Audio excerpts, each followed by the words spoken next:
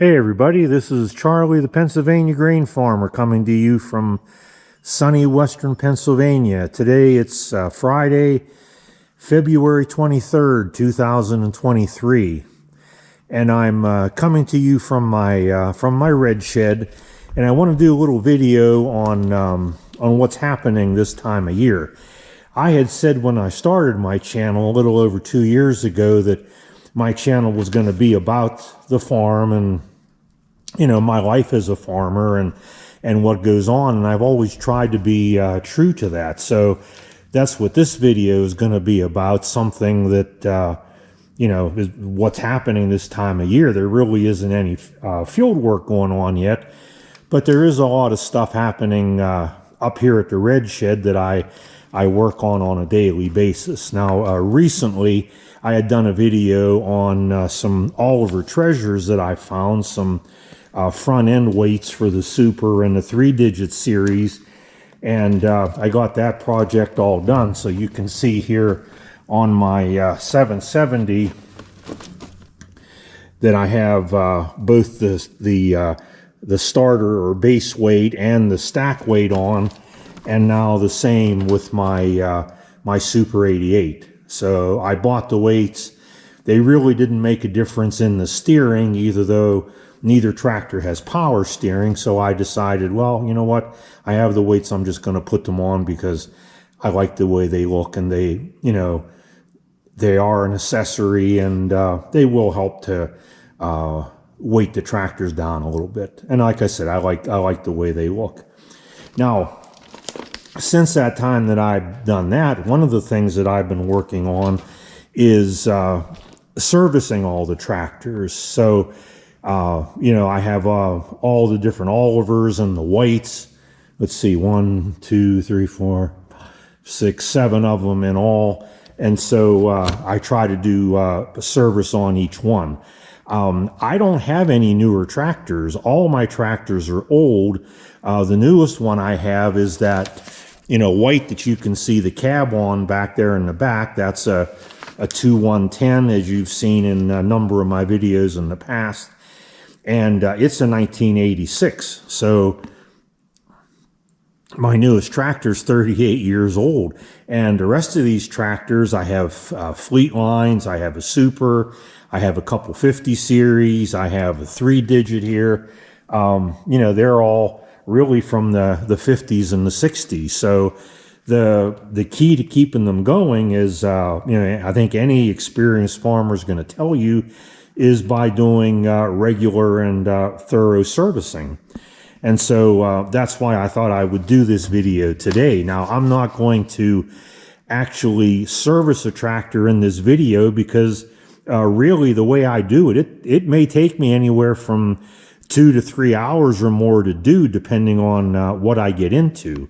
And I'm not going to do a video like that and try to edit it down, but what I thought I would do would be to go through the list I have of what I do and show you where that is on the tractors, and talk a little bit about how it's done.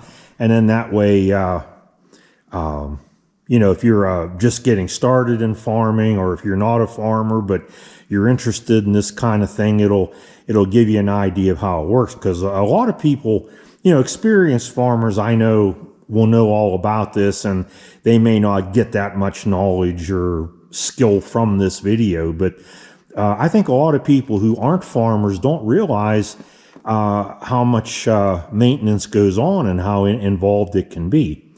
And that's to the point where what I did last year was I created myself an actual, I guess you could call it a spring tractor service list. And that was because as I serviced my tractors in the past, you know, I'd get started on them and I'd think, okay, I'm going to start here, and I'm going to do this, and I'm going to do this. And while I was doing those things, several other things would occur to me that I needed to do. And by the time I would get to those things, I'd forget what they were, you know, in the heat of battle. So I just sat down one day and created this list for myself. And so that way I can go through everything.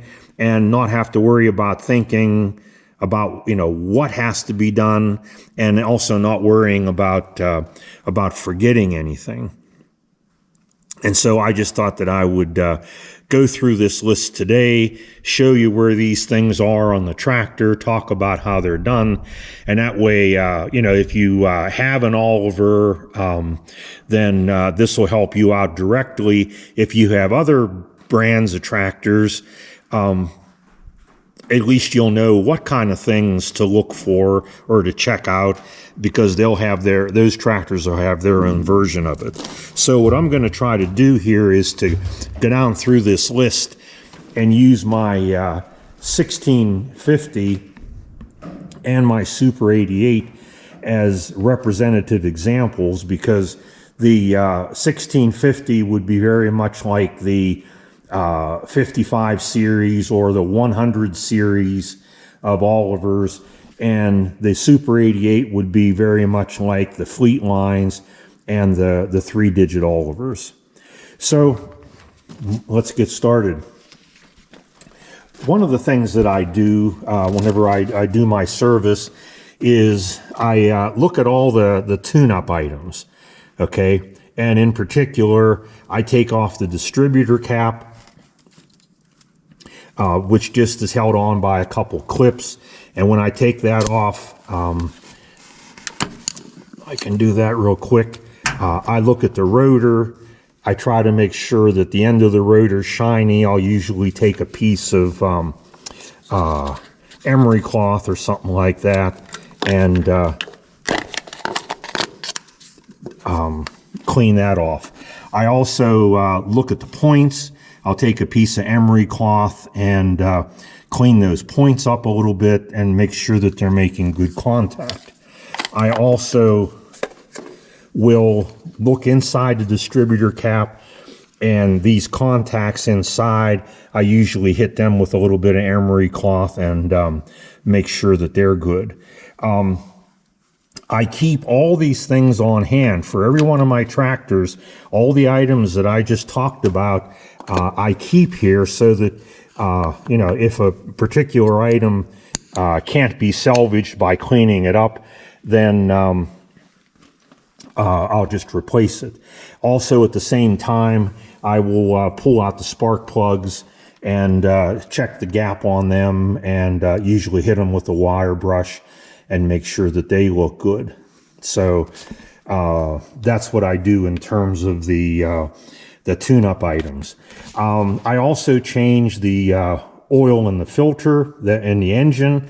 All of these tractors obviously are going to have a drain plug underneath at the bottom of the oil pan.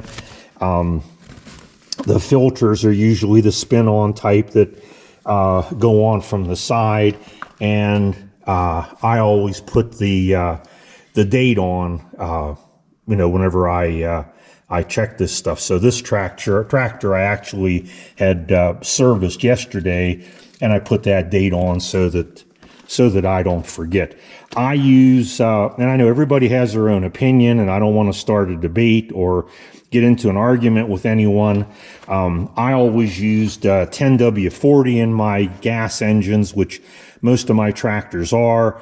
But as I talked to my buddy Joe, and the 10W40, for some reason around here, began to get hard to find, I switched to 15W40, which is what I use in my diesels. My white 2110 is a diesel. My F600 dump truck is a diesel.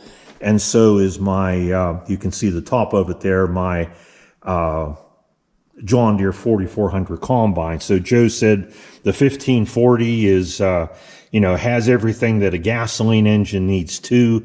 So I just use that in all of my engines, and I keep probably twice as much oil on hand is what I need each year, probably just because there have been times whenever, for one reason or another, it's been hard to get.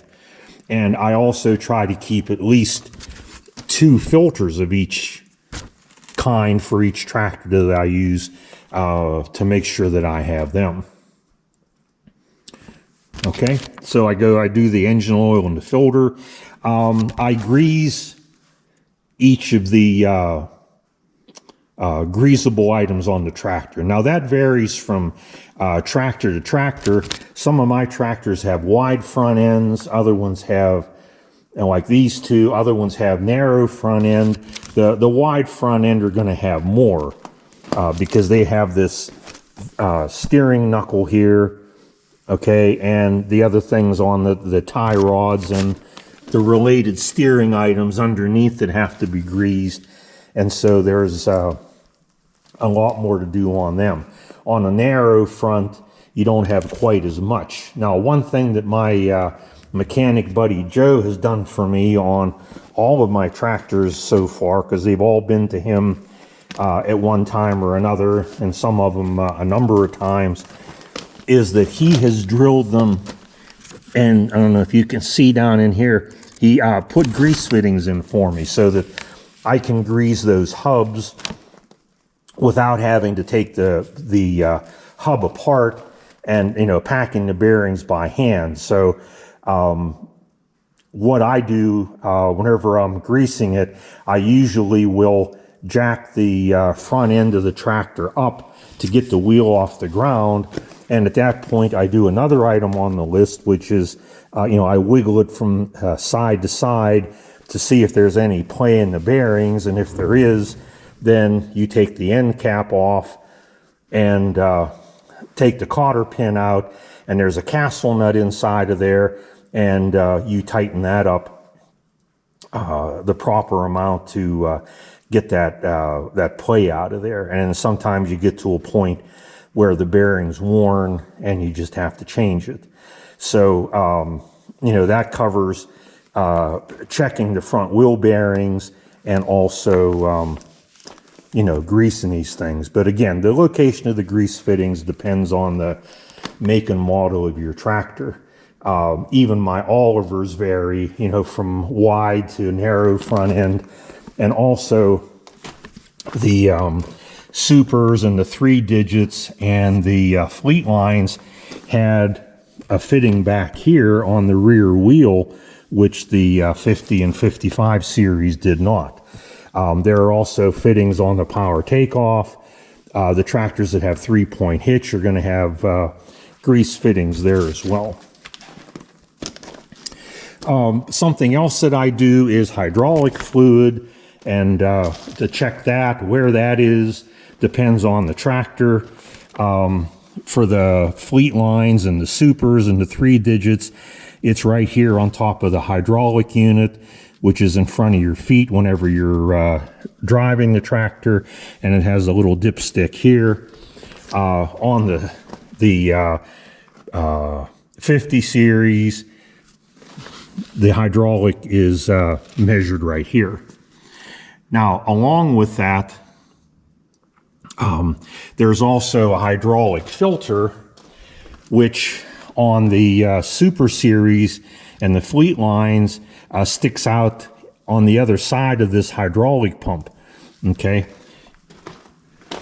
And it's a canisters type filter, whereas on this 50 series, on the 1650, it actually has 2 hydraulic filters. There's a canister type filter up here, and then there's also a, I don't know if you can see it, I just changed it yesterday. There's a spin-on filter down here. So this one actually has 2 filters that are related to hydraulics. Okay, so I checked that hydraulic fluid, checked the hydraulic filter. I also checked the transmission oil, and for all the tractors that I have, at least the Olivers, that's pretty much in the same place. And that right down here on the bottom of the rear end is there's a plug there, and that's what you unscrew. And if you unscrew it, and the way I always have done it, if oil comes out, you have enough. And I know it was like just a year or 2 ago that I changed all the transmission oil in gear oil in all of my tractors just because it hadn't been done a while, and I used an 85 W90 for that.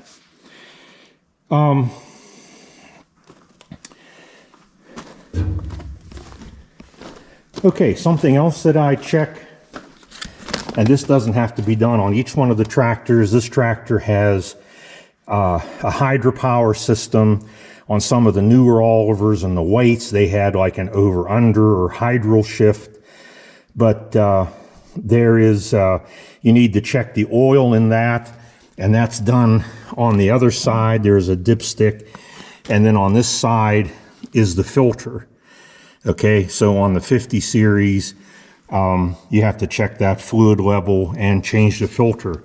With the, like the Fleet Line, the Supers, and the 3-digit, you don't have that, so that's something that you don't have to worry about.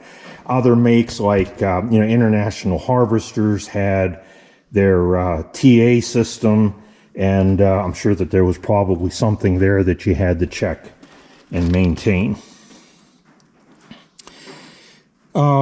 Okay, moving down my list, I always check the Sediment Bowl, which on this tractor, well, is located here underneath the gas tank. I always, and it's, the bowl's a little dirty on the outside, but I did take it off yesterday and cleaned that out. Now, one of the risks that you take when you do that is, and these Sediment Bowls are known for it, when you put the Sediment Bowl back in, and screw this little screw on the bottom to the little knob to tighten it back up and turn the gas back on, a lot of times they'll leak. And for that reason, I actually keep several Sediment Bowls and a number of the gaskets just in case that happened.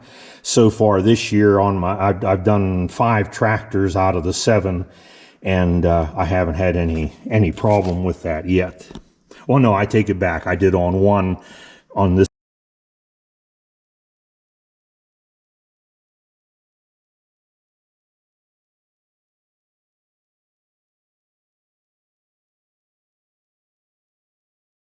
Super 88 behind me because the gasket was actually deteriorating, and I took the Sediment Bowl out, the gasket, what I found was actually falling apart.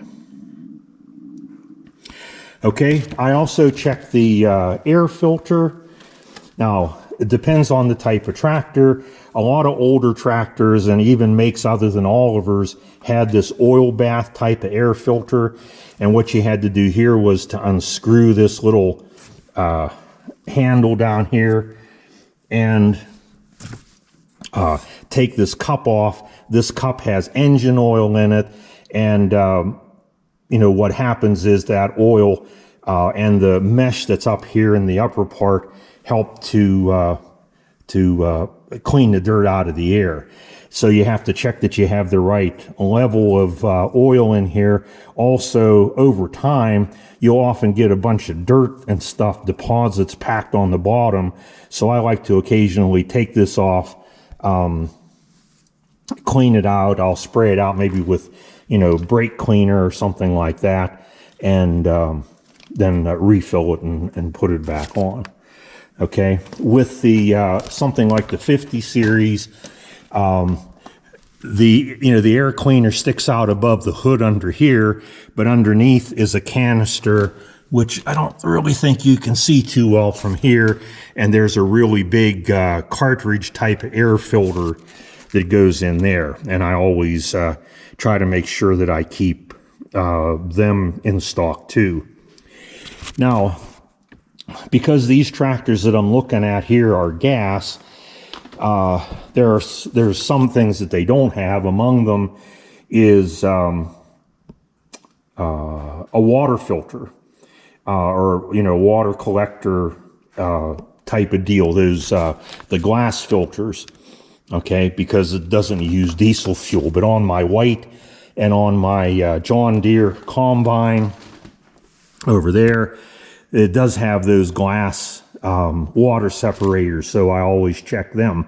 And along with that, they also, my White, in addition to the water filter, also has 2 fuel filters, which also have to be changed. And so that's why on my list I say check the water collector and filters on diesels. I also check the battery cables to try to make sure that they're in good shape and not corroded. I check the tire pressure and make sure they're going to be up to snuff.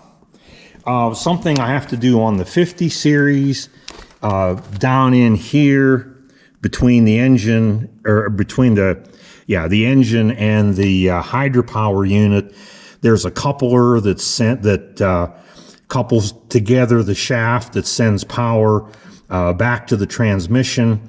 That needs to be lubricated. It would be kind of like lubricating the chain on a bicycle, okay? And so I usually have a WD-40 type of gel lubricant that I use on that, just because it sticks a little bit better. So, you know, on those series tractors, that's something you have to deal with. The like the Super Series, the Fleet Lines, and the 3-digit didn't have such a thing. I also check the fan belt to make sure that that's in good shape and that it's you know, at the proper tension. That's usually not a big deal. I try to make sure that the dirt and dust is blown out of the radiator, so I'll take you know, my air hose and you know, always do that. And I also adjust the brakes. Now the brakes are pretty easy to see here on this 50 series, and I know the 50 series that I'm familiar with here, the Fleet Lines, the Supers, and the 3-digit are all very much alike. They got the double discs in there with an actuator in the center, and this is the adjusting nut and bolt that is on the actuator. Moline Dan, and in I think a 4-part recent series of videos, was showing how you rebuild that system and change the seals on a Minneapolis Moline, and it's actually the setup is very much like the Olivers. But what I've always been told on these tractors is that the brake should travel about halfway the distance that it could possibly go, which is, as you can see on this pedal, is about where it's set. So I'd say that brake pedal is set about right.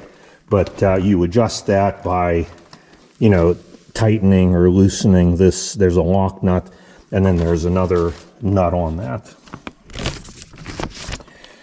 Okay, so that's pretty much my list. Now, I'm not saying that it's exhaustive. You could probably come up with other things, and maybe there are some things that I overlooked or you know, forgot to mention, but I think I hit the most important things. So if you're interested in this list that I have, if you want a copy, if you send me an email, and my email address for YouTube purposes is pagrainfarmer, all one word, at gmail.com. pagrainfarmer@gmail.com. And if you send me an email, I'll reply to it, and I'll attach a copy of this list if you think it would do you any good.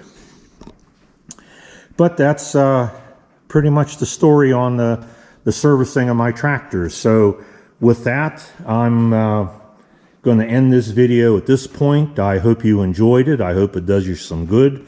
I hope you'll consider subscribing. Please leave me a comment or ask a question, because I enjoy reading them, and I always try to respond to them. So that's going to be it for today. So for now, this is Charlie, the Pennsylvania grain farmer, saying, see you next time.